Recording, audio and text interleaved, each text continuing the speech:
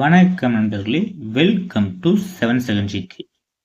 நண்பர்களே, இந்த வீடியோ பதிலேருந்து என்ன பார்க்க போகிறோன்னா, நம்ம எஸ்ஐக்கான கிளாஸ் பார்த்துட்டு வரோம். அதில் என்ன பார்க்க போகிறோன்னா, 6ஆம் வகுப்பில் நம்ம எஸ்ஐக்கான கிளாஸஸ் பார்த்துட்டு வரோம். அதில் இது வரைக்கும் என்ன பார்த்துருக்காங்கன்னா, பாலிட்டி தான் ஃபஸ்ட்டு பார்த்துட்டு வரோம். பாலிட்டியில் ஃபஸ்ட் 2 வீடியோ அப்லோட் பண்ணியிருக்கோம் 6th.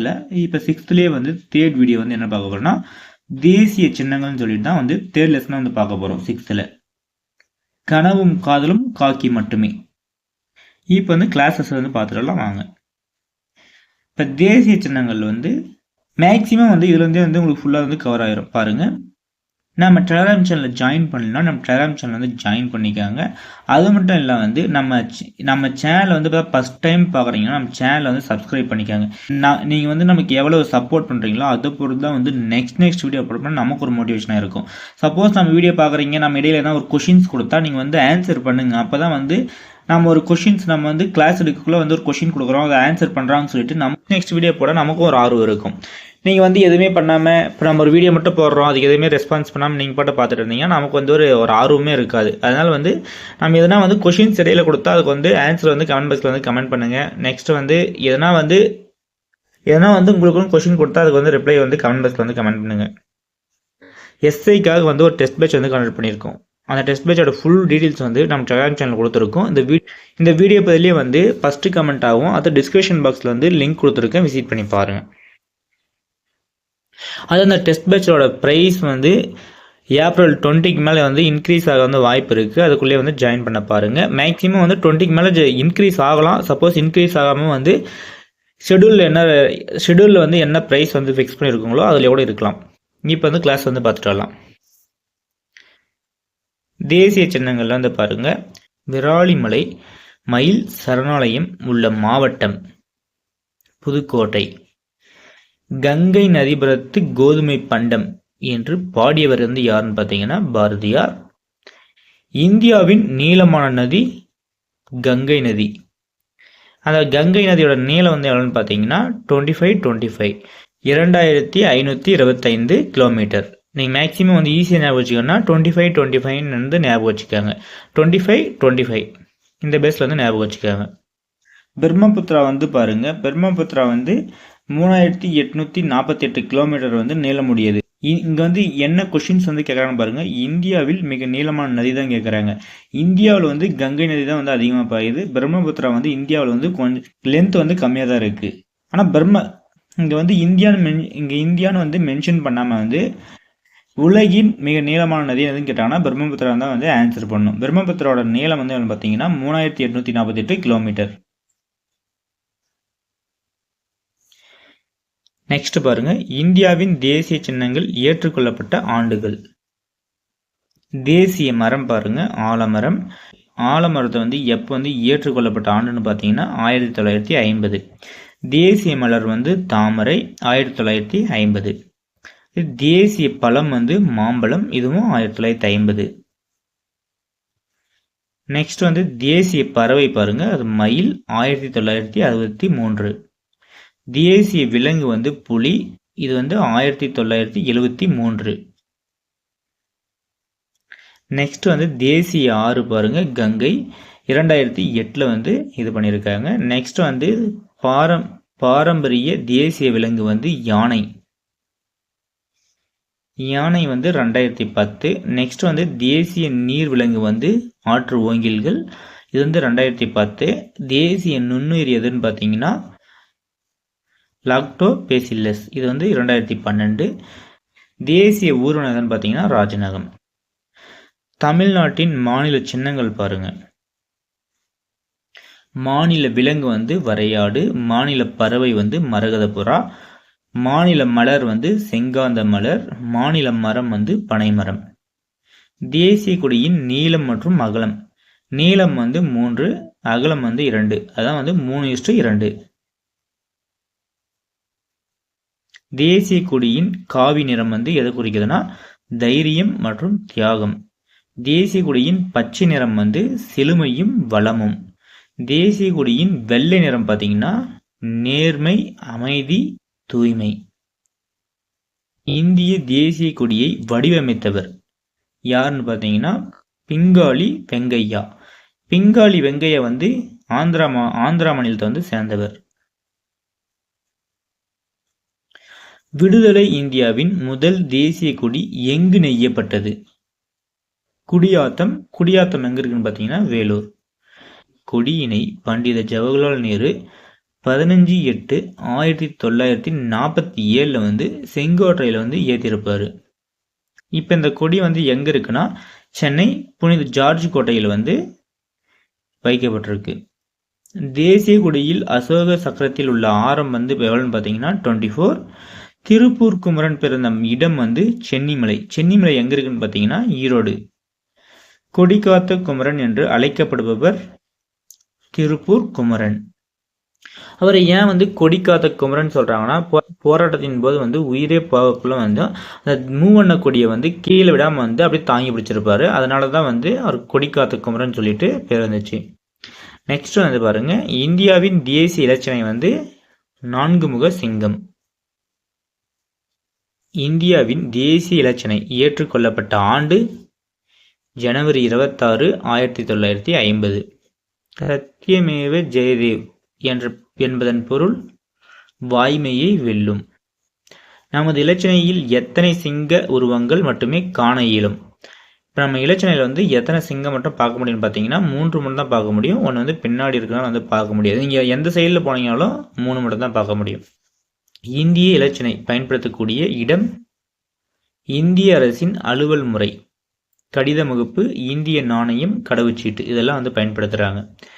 தேசிய கீதம் யாரால் வங்காள மொழியால் எழுதப்பட்டது?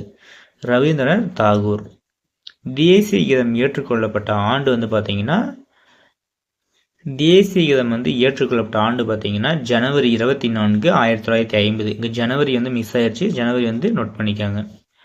தேசிய கீதம் 1911 டிசம்பர் 27ஆம் நாள் எந்த இந்திய தேசிய காங்கிரஸ் மாநாட்டில் முதலாக பாடப்பட்டதுன்னு கேட்டாங்கன்னா கொல்கத்தாவில் தான் வந்து ஃபர்ஸ்ட் பாடியிருப்பாங்க. தேசிய கீதம் எத்தனை வினாடிகளில் பாடி முடிக்க வேண்டும்? 52 வினாடிகள். பொருள் புரிந்து சரியாக பாட வேண்டும். பாடும்போது எந்தவித அசைவின்றி நேராக நிற்க வேண்டும். தேசிய பாடலை எழுதியவர் பங்கிம் சந்திர சட்டர்ஜி.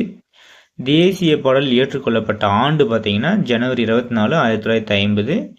தேசிய பாடல் எந்த நூலில் இருந்து எடுக்கப்பட்டதுன்னு பார்த்தீங்கன்னா ஆனந்த மடம். தேசிய உறுதிமொழியை எழுதியவர் யாருன்னு பார்த்தீங்கன்னா வெங்கட சுப்பராவ்.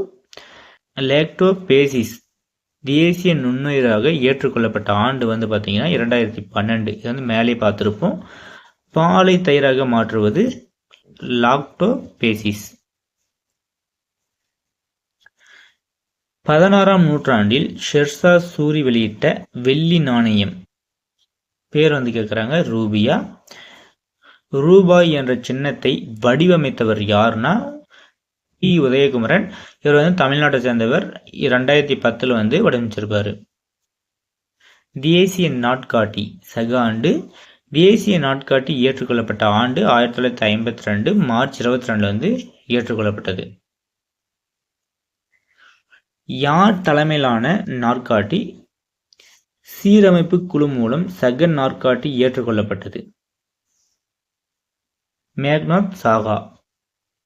ஆடுவோமே பல்லு பாடுவோமே ஆனந்த சுதந்திரம் அடைந்து விட்டோம் என்று ஆடுவோமே யாருடைய பாடல்? மகாகவி பாரதியார். ஆடுவோமே பல்லு பாடுவோமே என்ற பாடலை அகில இந்திய வானொலியில் பாடியவர் டி.கே. பட்டம்மாள். இந்த கொஸ்டின் வந்து நோட் பண்ணிக்காங்க. இது வந்து ஒரு வாட்டி வந்து டிஎன்பிசி வந்து கேட்டிருக்காங்க.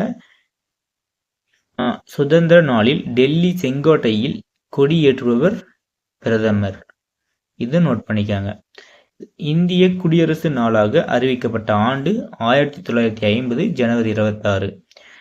நாட்டின் முதல் குடிமகன் யாருன்னு பார்த்தீங்கன்னா குடியரசுத் தலைவர் தான்.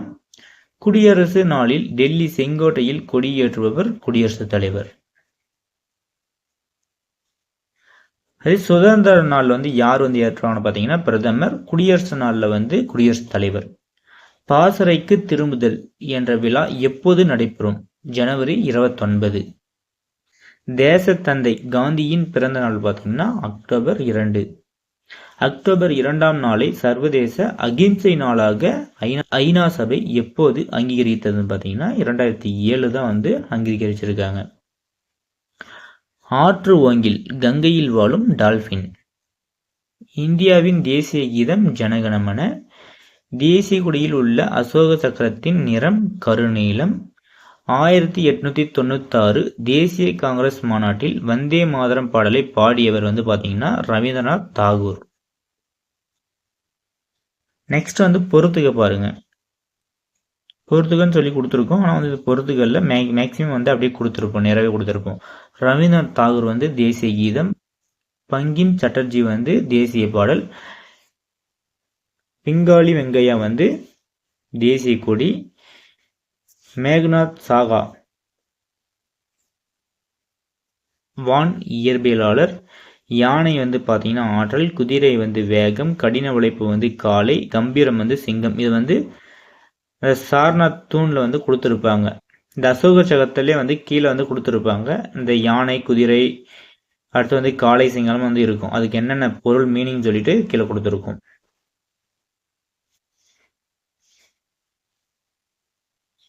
நெக்ஸ்ட் வந்து இவ்வளோ நேரம் வந்து என்ன கவனிச்சிங்களோ, இதோட வந்து கிளாஸ் வந்து கம்ப்ளீட் ஆகுது. இவ்வளோ நேரம் வந்து என்ன கவனிச்சிங்களோ அதை வந்து கொஷின் ஆன்சராக வந்து கொடுத்துருக்கோம். நீங்கள் வந்து கவனிச்சதை வந்து நீங்கள் இவ்வளோ நேரம் கவனிச்சதை வச்சு ஆன்சர் பண்ணிட்டு வாங்க. நம்ம கொஷின் படிச்சுட்டு ஒரு 3 செகண்ட் to 4 செகண்ட் வந்து டைம் கொடுக்குறோம். அதில் வந்து கமெண்ட் பாக்ஸில் வந்து கமெண்ட் பண்ணுங்கள். சப்போஸ் கமெண்ட் பாக்ஸில் வந்து கமெண்ட் பண்ணலாம், ஒரு A4 ஷீட்டில் ஒரு நோட்டில் வந்து எழுதிக்காங்க. கொஷின் நம்பர் 1 போட்டு ஆப்ஷன் வந்து ஏன்னா ஏன்னு போடுங்க, ஆப்ஷன் பின்னா பின்னு போடுங்க. லாஸ்ட்டில் வந்து ஸ்கோரை மட்டும் வந்து கமெண்ட் பாக்ஸில் வந்து கமெண்ட் பண்ணுங்கள். ஒரு 20 கொஷின் வந்து நம்ம கேட்குறோன்னா அந்த 20க்கு எவ்வளோன்னு சொல்லிட்டு கமெண்ட் பாக்ஸில் வந்து கமெண்ட் பண்ணிட்டு வாங்க. இப்போ வந்து வீடியோக்குள்ளே போகலாம். பாருங்க, ஃபர்ஸ்ட் கொஷின். கூற்று 1. நீர்வாழ் பாலூட்டியான ஓங்கிலின் நீண்ட வாயும் காரியல் முதலையின் வாயும் கிட்டத்தட்ட ஒரே மாதிரி இருக்கும். இது சரிதான். வவ்வால்களைப் போலவே ஓங்கிலும் மீயொலி அலைகளை பயன்படுத்தி இரைகளை பிடிக்கின்றன. இதுவும் சரிதான். ஆன்சர் என்னன்னு பார்த்தீங்கன்னா ஏ. கூற்று 1ம் கூற்று 2ம் சரி. Question number 2. தவறான கூற்றை தேர்ந்தெடு. ஆன்சர் வந்து கமெண்ட் பாக்ஸில் வந்து கமெண்ட் பண்ணியிருப்பீங்கன்னு நினைக்கிறேன். ஆன்சர் என்னன்னு பார்த்தீங்கன்னா சி. தவறான கூற்று வந்து பிரம்மபுத்திரா 4838 கிலோமீட்டர் நீளமுடையது. இதுதான் வந்து தவறு. கங்கை நதிபுரத்து கோதுமை பண்டம் என்று பாடியவர் பாரதியார். இது சரி. 25 கிலோமீட்டர் தொலைவு பாயும் இந்தியாவின் நீளமான நதி கங்கை. இது வந்து நான் என்ன சொன்னால் 2525 ஞாபகம் வச்சுக்காம 25 ஞாபகம் வச்சுக்கலாம். ஈஸியாக வந்து ஞாபகம் வச்சுக்கலாம். அடுத்து பிரம்மபுத்திரா வந்து பாருங்க 4838 கொடுத்துருக்காங்க. ஆனால் 4838 இல்லை பிரம்மபுத்திரா. பிரம்மபுத்திரா வந்து எவ்வளோ பார்த்தீங்கன்னா 3848 தான் வந்து பிரம்மபுத்திரோட நீளம். அதில் வந்து இதுதான் தவறு. ஆன்சர் வந்து சி. Question number 3. உலகின் நீளமான நச்சு கொண்ட பாம்பு எத்தனை அடி நீளம் வளரும்? Answer D. 18 அடி. Question number 4. பொறுத்துக. ஆலமரம் 1950. மயில் பார்த்தீங்கன்னா 1963. புலி 1973. கங்கையாறு 2008. யானை வந்து 2010. ஆன்சர் வந்து டி. Question number 5. தவறான இணையை தேர்ந்தெடு. Answer B. லாக்டோபேசிஸ் இதுதான் வந்து தவறு. 2014 கொடுத்துருக்காங்க. ஆனால் வந்து எந்த ஆண்டுன்னு பார்த்தீங்கன்னா 2012. ஆற்று வங்கியில் வந்து 2010 சரி. மாம்பழம் 1950 சரி. தாமரையும் 1950 இதுவும் சரி. தவறு வந்து எதுன்னு பார்த்தீங்கன்னா லாக்டோபேசிஸ் இதுதான் வந்து 2012 கொடுத்தா சரி. Question number 6. உலகின் மொத்த புலிகள் எண்ணிக்கையில் இந்தியாவில் எத்தனை சதவீதம் கொண்டுள்ளது? Answer C. 70.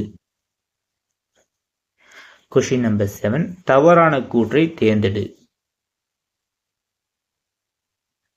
பெருமையின் சின்னமான ஆலமரம் மருத்துவ குணம் கொண்டது. சரி. தோகையை கொண்ட பறவை மயில், இந்தியாவை தாயகமாக கொண்டது. இதுவும் சரி. ஆற்று ஓங்கில் தன் வாழும் ஆற்றின் சூழ் அமைவினை பாதுகாக்கிறது. இது தவறு. Answer C. லாக்டோபேசிஸ் ஒரு தோழமை பாக்டீரியா. இது சரி. ஆன்சர் சி தான். கொஷின் நம்பர் 8, தமிழ்நாட்டில் டேஸ் மாவட்டத்தில் மயில்களுக்கான சரணாலயம் உள்ளது. ஆன்சர் பார்த்தீங்கன்னா டி, புதுக்கோட்டை. கொஷின் நம்பர் 9, சமவெளிகளில் விளைவிக்கப்படும் மாம்பழம் எந்த வைட்டமின்களை அதிக அளவில் கொண்டுள்ளது?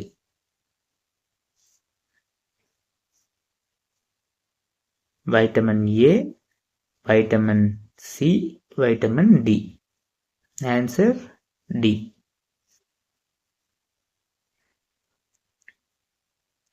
கொஷின் நம்பர் 10, கூற்று 1.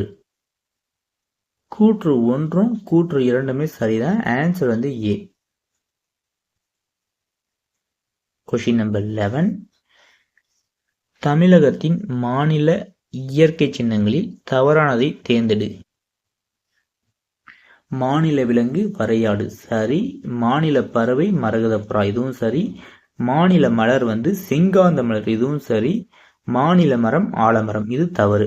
மாநில மரம் பனை மரம். ஆலமரம் தேசிய மரம் ஆலமரம். Answer D. கொஷின் நம்பர் 12, தேசிய கொடி குறித்த செய்திகளில் தவறானதை தேர்ந்தெடு.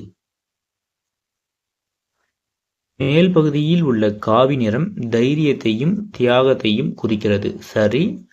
கீழ்ப்பகுதியில் உள்ள பச்சை நிறம் செழுமையும் வளத்தையும் குறிக்கிறது. இதுவும் சரி. இடையில் உள்ள வெள்ளை நிறம் நேர்மை, அமைதி மற்றும் தூய்மையை குறிக்கிறது. இதுவும் சரி. நடுவில் வெளி நிறத்தில் அமைந்துள்ள அசோக சக்கரம் அறவழியையும் அமைதியையும் வலியுறுத்துகிறது. இது தவறு. இது தவறு. அதனால ஆன்சர் டி. கொஷின் நம்பர் 13, தேசிய கொடியின் நீள அகலம் டேஸ் என்ற விகிதத்தில் அமைந்துள்ளது. Answer B, 3:2. கொஷின் நம்பர் 14, இந்திய தேசிய கொடியை வடிவமைத்தவர் யார்? Answer C, Pingali Venkayya. Question number 15, விடுதலை இந்தியாவின் முதல் தேசிய கொடி எங்கு நெய்யப்பட்டது? Answer D, Tamil Nadu. Question number 16, இந்திய விடுதலை நாளில் பறக்கவிடப்பட்ட முதல் தேசிய கொடி டேஸ் அருங்காட்சியகத்தில் உள்ளது? ஆன்சர் ஏ, சென்னை கோட்டை. கொஷின் நம்பர் 17, தவறான கூற்றை தேர்ந்தெடு. திருப்பூர் குமரன் ஈரோடு மாவட்டத்தில் சென்னிமலையில் பிறந்தார். சரி. 1932 காந்தியடிகளை கைது செய்ததை கண்டித்து நாடெங்கும் போராட்டங்கள் நடைபெற்றன. இதுவும் சரி. திருப்பூர் குமரன் கொடிக்காத்த குமரன் என்று அழைக்கப்படுகிறார். இதுவும் சரி. திருப்பூர் குமரனின் தியாகத்தை நினைவு கூறும் வகையில் அவரது நூற்றாண்டில் இந்திய அரசு அவருக்கு பாரத ரத்னா விருதளித்து சிறப்பித்தது. இது தவறு. அவருக்காக தபால் தலை வெளியிட்டிருப்பாங்க. ஆனால் பாரத ரத்னா விருது கொடுக்கல. கொஷின் நம்பர் 18 பாருங்க. சாரநாத் அசோக தூணின் உச்சியில் அமைந்திருக்கும் நான்முக சிங்கம் இந்தியாவின் தேசிய ரச்சனையாக எப்போது ஏற்றுக்கொள்ளப்பட்டது? ஆன்சர் பி, ஜனவரி 26, 1950. கொஷின் நம்பர் 19, சரியான கூற்றை தேர்ந்தெடு. தேசிய ரச்சனை மேல் பகுதி அடிப்பகுதி என 2 பகுதிகளாக கொண்டது. சரி. மேல் பகுதியில் 4 சிங்க உருவங்கள் ஒன்றுக்கொன்று பின்பக்கமாக பொருந்தியிருக்குமாறு வட்ட வடிவமான பீடத்தில் அமைக்கப்பட்டுள்ளது. இதுவும் சரி. அடிப்பகுதியில் யானை, குதிரை, காளை, சிங்கம் ஆகிய உருவங்கள் அமைந்துள்ளன. இதுவும் சரி. அடிப்பகுதியில் விலங்குகள் உருவங்களுக்கிடையே தர்ம சக்கரம் அமைந்துள்ளது. இதுவும் சரி.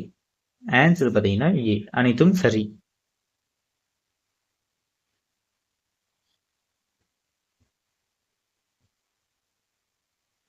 கொஷின் நம்பர் 20, அசோகர் காலத்தில் சாரநாத் தூணின் உச்சியில் அமைந்திருக்கும் நான்முக சிங்கம் தற்போது எங்கு பாதுகாக்கப்படுகிறது? ஆன்சர் சி, சாரநாத் அருங்காட்சியகம். Question number 21. ரவீந்திரநாத் தாகூர் இயற்றிய ஜனகணமன பாடலின் இந்தி மொழியாக்கம் எப்போது இந்திய அரசியலமைப்பு சபையால் தேசிய கீதமாக ஏற்றுக்கொள்ளப்பட்டது? ஜனவரி 24, 1950. ஆன்சர் பார்த்தீங்கன்னா சி. Question number 22. எங்கு நடைபெற்ற இந்திய தேசிய காங்கிரஸ் மாநாட்டில் ரவீந்திரநாத் தாகூரின் ஜனகணமன பாடல் முதலாக பாடப்பட்டது? Answer D, Kolkata. Question number 23. இந்திய தேசிய கீதத்தை முழுமையாக பாட அல்லது இசைக்க எடுத்துக்கொள்ள வேண்டிய கால அளவு? நண்பர்களே, கொஸ்டின் நம்பர் 23க்கு ஆன்சர் தெரிஞ்ச நண்பர்கள் ஆன்சர் கமெண்ட் பாக்ஸ்ல கமெண்ட் பண்ணுங்க. இதோட இந்த வீடியோ பதிவு கம்ப்ளீட் ஆகுது. நெக்ஸ்ட் பாலிட்டிலேயே 6th 4th லெசன் பார்ப்போம். இப்போ 23க்கு எவ்வளோ நண்பர்கள் சரியாக ஆன்சர் சொல்கிறீங்கன்னு சொல்லிட்டு நான் கமெண்ட் பாக்ஸில் பார்க்குறேன். நீங்கள் நம்ம சேனலில் ஃபஸ்ட் டைம் பார்க்குறீங்கன்னா நம்ம சேனலில் சப்ஸ்கிரைப் பண்ணிக்காங்க. நீங்கள் நம்ம சேனலுக்கு எவ்வளோ ஆதரவு கொடுக்குறீங்களோ, நம்ம அடுத்து ஏன்னா கொஷின்ஸ் கொடுத்தா நீங்கள் உடனே ரிப்ளை பண்ணீங்கன்னா அதை பொறுத்து தான் நெக்ஸ்ட் வீடியோ பார்க்க நமக்கு ஒரு மோட்டிவேஷனாக இருக்கும். எஸ்ஐக்காக ஒரு டெஸ்ட் பேட்ச் கண்டக்ட் பண்ணுறோம். அந்த டெஸ்ட் பேட்ச்சில் மேக்ஸிமம் எல்லாரும் ஜாயின் பண்ண பாருங்கள். எஸ்ஐ படிக்கிற மாணவர்கள் எல்லாமே ஜாயின் பண்ண பாருங்கள். ஏன் எஸ்ஐ படிக்கிற மாணவர்கள் ஜாயின் பண்ண சொல்கிறேன்னா, இப்போ புதுசாக சிலபஸ் சேஞ்ச் பண்ணியிருக்காங்கன்னு பார்த்தீங்கன்னா எந்த சேஞ்சும் இல்லை. ஃபஸ்ட்டு சயின்ஸ் கொடுத்துருக்காங்கன்னா சயின்ஸுக்குள்ள ஒரு 4-5 டாபிக் கொடுத்துருப்பாங்க, இதெல்லாம் படிக்கணும்னு சொல்லிட்டு. இப்போ அப்படி இல்லாமல் அறிவியல்னா அறிவியல் தனியாக, ஹிஸ்ட்ரி, பாலிட்டி, ஜியாகிரபி, எக்கனாமி தனித்தனியாக ஒரு சின்ன டாபிக் கொடுத்துருக்காங்க. நம்ம எல்லாமே கம்ப்ளீட் பண்ணி இப்போ எல்லாமே நம்ம கவர் பண்ணி தான் படிக்கிற மாதிரி இருக்கும். ஃபஸ்ட்டு மாதிரி தான் படிக்கிற மாதிரி இருக்கும், எந்த மாற்றமும் இல்லை. இந்த டெஸ்ட் பேஸ்ல என்ன பெனிஃபிட் இருக்குன்னு பார்த்தீங்கன்னா, நீங்கள் 54 தேர்வு எழுதிக்கலாம். டெஸ்ட்டு நீங்கள் எவ்வளோ ஒர்க் அவுட் பண்ணி பாருங்களோ அதை பொறுத்து தான் கொஷின்ஸ் ஈஸியாக ஞாபகம் இருக்கும். நெக்ஸ்ட் பார்த்தீங்கன்னா, நம்ம எடுத்திருக்க கொஷின்ஸை கேட்கறதுக்கும் வாய்ப்பு இருக்குது. ஒரு 60% கேட்க வாய்ப்பு இருக்குது. மேக்ஸிமம் நம்ம previous year questions, maximum important questions தான் கேட்போம். அதனால் இது கொஷின்ஸ் ரிப்பீட் ஆகவும் வாய்ப்பு இருக்குது. இது மாதிரி கொஷின்ஸ் ரிப்பீட் ஆகும். நெக்ஸ்ட் என்னென்னு பார்த்தீங்கன்னா, நோட்ஸ் நீங்கள் தனியாக இது வரைக்கும் பர்ச்சேஸ் பண்ணிங்கன்னா 750 கொடுத்து தான் பர்ச்சேஸ் பண்ணிட்டு இருந்தாங்க. இப்போ இந்த நோட்ஸ் ஃபுல்லாகவே நம்ம நோட்ஸாக கொடுத்ததே தனித்தனி இல்லாமல் நோட்ஸாக கொடுத்ததே ஃபுல்லாகவே இந்த டெஸ்ட் பேட்ச் கொடுக்குறோம்.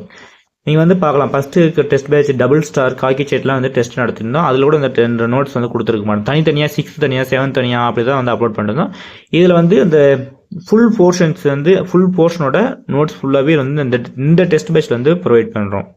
அதோட சாம்பிள் பேஜ் ஃபுல்லாகவே ஒரு வீடியோ பதிவில் காட்டியிருக்கோம். இல்லை நம்ம டெலிகிராம் சேனல் கொடுக்குறோம். அந்த வீடியோ பதிவு ஃபுல்லாக ஸ்கிப் பண்ணாமல் பாருங்கள். அதோட வீடியோ டெஸ்ட் பேட்சை பற்றியான ஒரு வீடியோ பதிவு இந்த வீடியோக்குள்ளேயே கமெண்ட் பாக்ஸில் இல்லைனா டிஸ்கிரிப்ஷன் பாக்ஸ் கொடுத்துருக்கேன், விசிட் பண்ணி பாருங்கள். இந்த டெஸ்ட் பேட்சோட ப்ரைஸ் ஏப்ரல் 20க்கு மேலே இன்க்ரீஸ் ஆக வாய்ப்பு இருக்குது. இன்க்ரீஸ் ஆகலாம், இல்லை இன்க்ரீஸ் ஆகாமையும் இருக்கலாம். நீங்கள் நீங்கள் இந்த வீடியோ எப்போ பார்த்து தான் ஜாயின் பண்ணுறீங்கன்னா அப்போ எந்த ப்ரைஸில் இருக்கோ அந்த ப்ரைஸில் ஜாயின் பண்ணுற மாதிரி இருக்கும். மேக்ஸிமம் இந்த டெஸ்ட் பேட்ச் ஜாயின் பண்ண பாருங்கள், மிஸ் பண்ணிடாதீங்க.